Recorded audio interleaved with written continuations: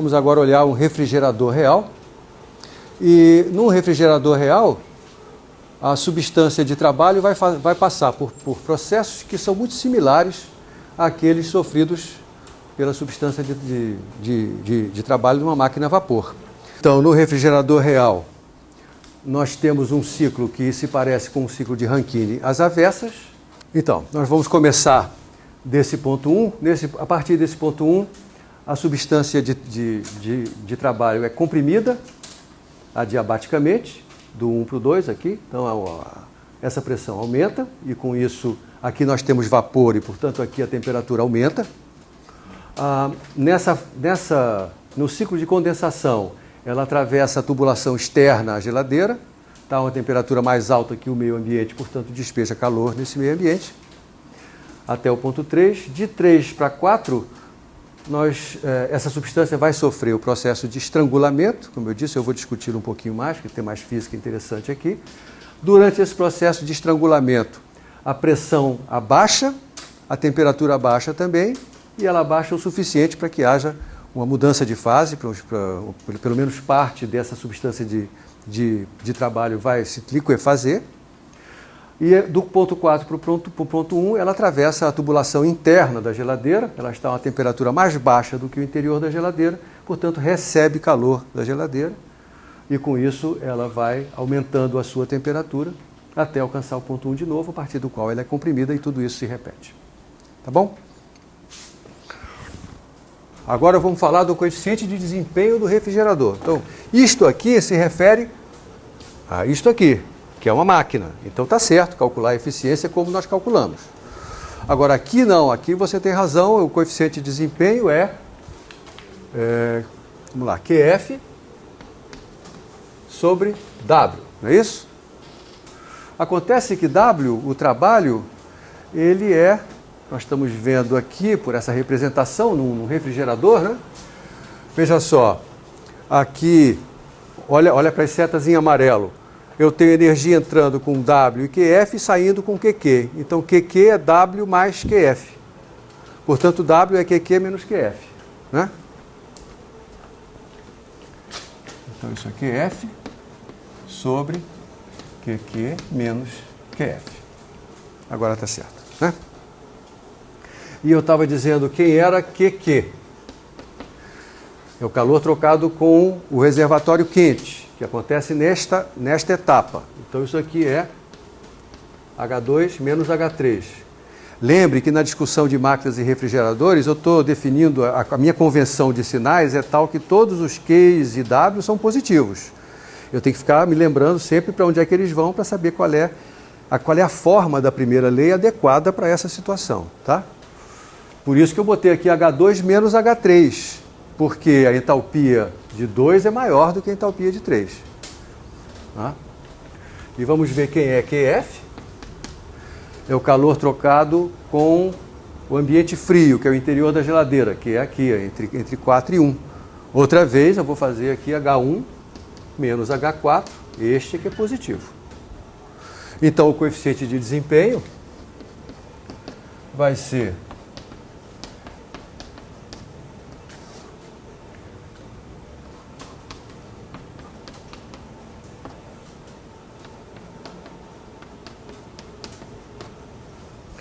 isso que aí está.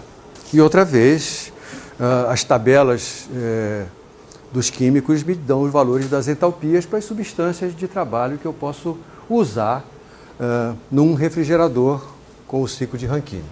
Vale um comentário sobre essas substâncias. Veja, eu preciso de uma substância para a qual o processo de estrangulamento, que eu vou discutir a seguir, provoque uma diminuição grande de temperatura. E isso não é uma substância qualquer. Evidentemente que isso aqui não pode ser um gás ideal, por exemplo. Né? Então, a pesquisa sobre substâncias de trabalho para refrigeração ainda estão na ordem do dia. Até algum tempo atrás se utilizava uma substância chamada, ou várias substâncias que envolviam cloro, flúor e carbono, os clorofluorcarbonetos, um dos quais ganhou o nome fantasia de freon, desculpe, isso aí, Freon 12, se eu não me engano, era o mais comum até uns 20 anos atrás. Ocorre que descobriu-se que esses gases, quando soltos na atmosfera, eles atacam o ozônio. Então, eles criaram um aumento no buraco de ozônio na nossa atmosfera e foram banidos do uso industrial. Então, foi-se procurar outro tipo de substância, de líquido refrigerante, e o que se usa atualmente é uma mistura, enfim, é um composto de hidrogênio, flúor e carbono. Antes se usava cloro, flúor e carbono, agora hidrogênio, flúor e carbono. E o mais popular hoje atende por um nome de código curioso, que é o HFC, hidrogênio, flúor, carbono, 134A. Muito bem, essa substância tem propriedades interessantes, especialmente no que diz respeito ao que acontece com ela no processo de estrangulamento. Tá? Então é isso que a gente utiliza hoje. Como eu disse, a cereja do bolo, o processo de estrangulamento, também chamado de processo de Joule-Thomson, que é a base sobre a qual se apoia o funcionamento de um refrigerador real. Lembre que para um refrigerador real funcionar, a substância de trabalho tem que, em algum momento, diminuir a sua temperatura para que ela possa entrar no refrigerador a uma temperatura mais baixa do que o seu interior. Então, isso aí é que está a dificuldade, a mágica, e isso aí, por isso que a gente precisa ter uma substância especial que faça isso. Muito bem, o processo de estrangulamento, ele tem esse nome porque uma das maneiras de você conseguir esse processo é fazendo com que um fluido passe por uma tubulação cujo diâmetro diminui abruptamente. Né? Ele é também chamado de processo de Joule-Thomson.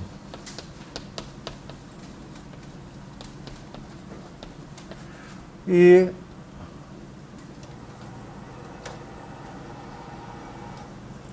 estou representando grosseiramente o que pode estar acontecendo. Então, você tem um fluido que está caminhando numa tubulação larga e, de repente, essa tubulação diminui de diâmetro. Por isso, o nome estrangulamento. Um processo semelhante a esse pode ser conseguido se nós colocarmos no meio da tubulação um material muito poroso e a gente pode simular um processo equivalente da seguinte maneira.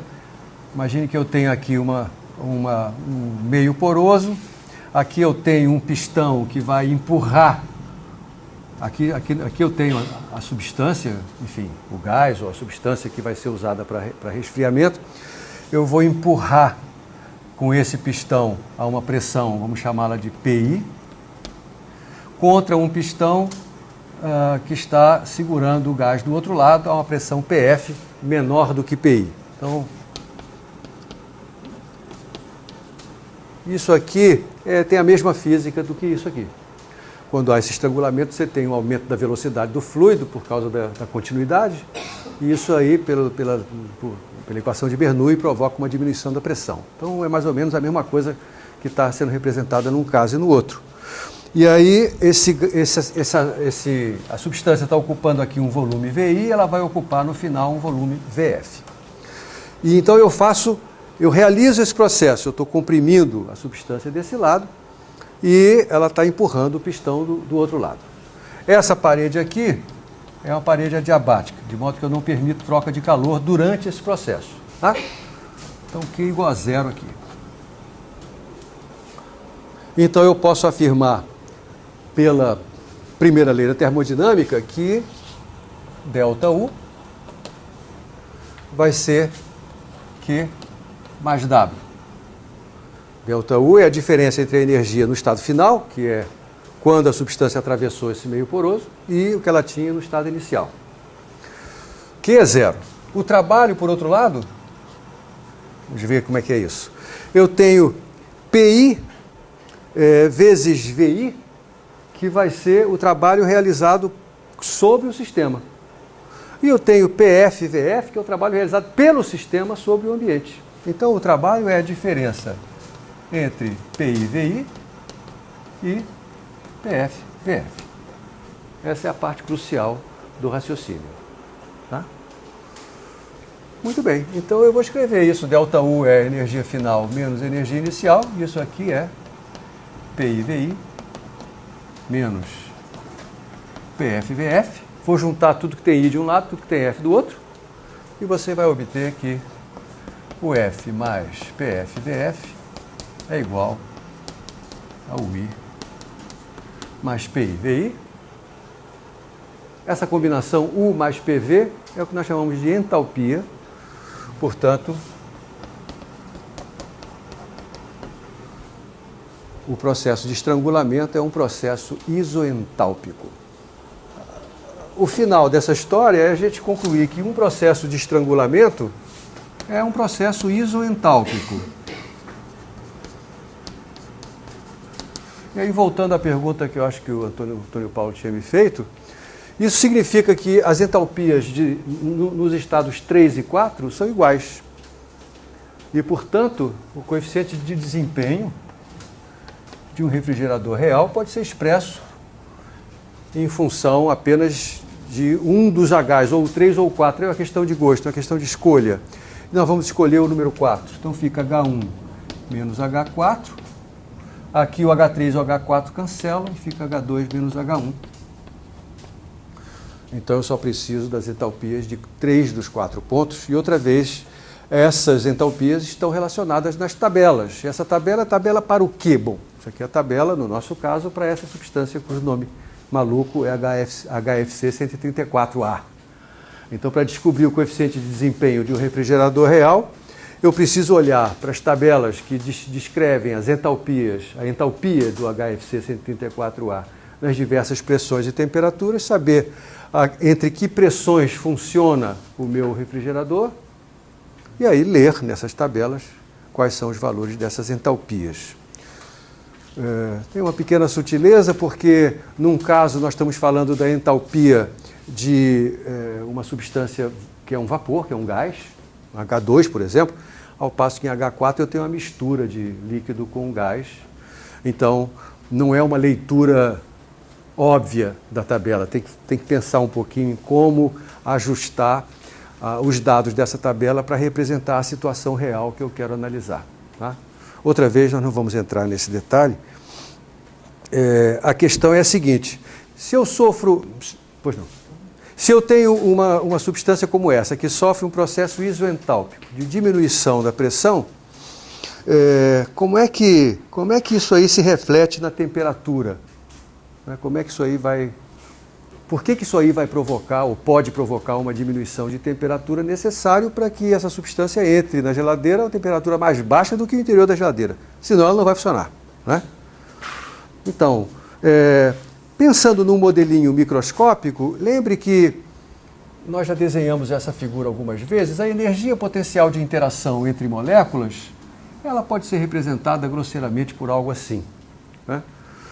Nós temos aqui uma força atrativa para moléculas que estão a uma distância maior que um certo valor e uma força repulsiva quando elas estão a uma distância menor do que aquele valor. Né? Se eu passo de uma situação de pressão alta para uma situação de pressão baixa, isso implica em que as moléculas estão se afastando. Tá certo? Na pressão mais baixa, elas estão mais longe entre si do que estavam à pressão mais alta. Então, elas podiam estar em média, por exemplo, aqui no início e aqui no fim. O que significa que, ao longo desse processo, a energia potencial da interação intermolecular, sempre negativa nessa faixa, ela aumentou, ficou menos negativa. Eu posso dizer que a energia potencial em F é maior do que a energia potencial em I.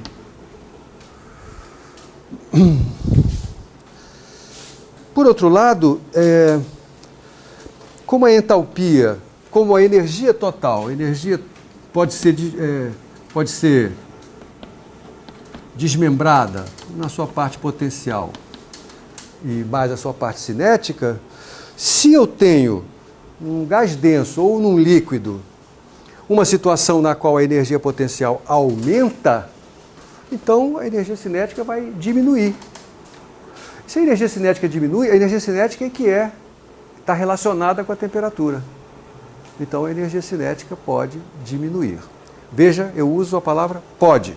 Não está garantido que ela o faça, porque depende de como é que é o produto PV, sobre o qual eu não estou falando aqui, né? Então, nós sabemos que a entalpia é a mesma no início e no fim. Então isso quer dizer que UI mais PI VI é igual a UF mais PF VF, mas eu não sei a relação entre os PIs VIs e PFs VFs, de modo que eu não posso afirmar que a energia cinética sempre diminuirá, de que ela pode diminuir. De fato, nós vamos ver que nas substâncias reais, em alguns casos, nós temos uma diminuição de temperatura, que são os casos favoráveis.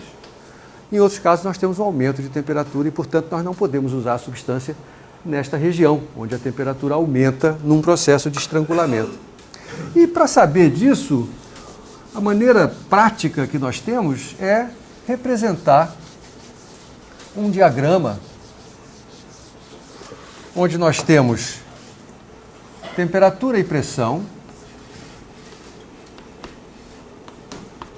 E aí representar nesse diagrama as curvas que mostram de que maneira a temperatura varia com a pressão quando a entalpia é mantida fixa. Ou seja, desenhar o que nós chamamos as curvas isoentálpicas. Uma curva isoentálpica pode ter um formato mais ou menos assim. Eu estou exagerando um pouco. Isso aqui significa um determinado valor de entalpia, vamos chamar de entalpia A. Um outro valor de entalpia pode estar associado a uma curva como essa aqui, entalpia B. Vamos ver em que faixa, em que região de pressão para a entalpia A eu tenho, num processo de estrangulamento, uma diminuição de temperatura. Para que eu tenha uma diminuição de temperatura, é necessário que, quando a pressão diminua, a temperatura diminua também. Ou seja, pressão e temperatura têm comportamentos similares. Quando uma diminui, a outra diminui. E vice-versa. Isso significa que a derivada da temperatura com relação à pressão tem que ser positiva. Tá certo? Então, para que haja resfriamento, é necessário que a derivada da temperatura com relação à pressão, numa situação onde a entalpia está mantida fixa, eu estou usando a nossa convenção de taxa de variação com alguma quantidade mantida fixa, isso aqui tem que ser positivo. Por quê? Porque se isso é positivo, quando P aumenta, T aumenta também, e vice-versa. Quando P diminui, T diminui também, que é o que eu quero. Então, olha para a entalpia A. Imagina que o nosso sistema tem valor de entalpia designado por H índice A. Em que região nós temos a possibilidade de ter resfriamento? Vamos ter essas curvas que representam os limites entre a região favorável, digamos assim. Vou botar aqui. Resfriamento desse lado. E aqui aquecimento. São importantes na análise dos diversos fluidos candidatos a substâncias refrigeradoras. O que nós temos que fazer nessa pesquisa para determinação de substâncias refrigeradoras é, entre outras coisas, identificar quais são as curvas isoentálpicas de cada uma dessas substâncias e escolher aquela que tem comportamento favorável, comportamento de resfriamento na região onde a gente quer que nossa geladeira funcione. Tá certo? Essa curva aqui é chamada uma curva de inversão.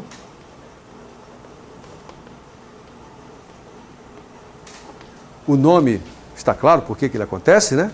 É inversão porque ela marca os pontos onde o comportamento de DT/dP com H fixo muda de comportamento.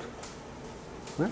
À esquerda dessa curva de inversão, DT/dP H constante é positivo, à direita ele é negativo.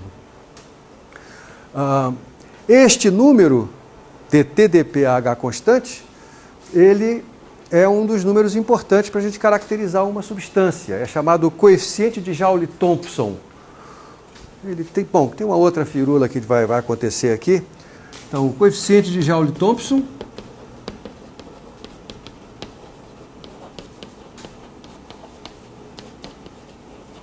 é um elemento importante na caracterização de substâncias que podem ser usadas para refrigeração.